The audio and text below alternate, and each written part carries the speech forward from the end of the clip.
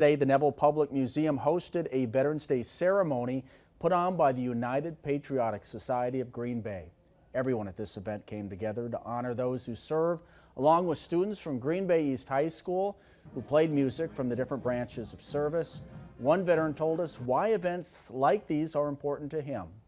As a veteran, we belong to a community where we go all the way back to Revolutionary War days. I gave a speech last week where I knew my grandfather or great-grandfather. He fought in World War I. My dad remembered seeing veterans from the Civil War when he was a kid.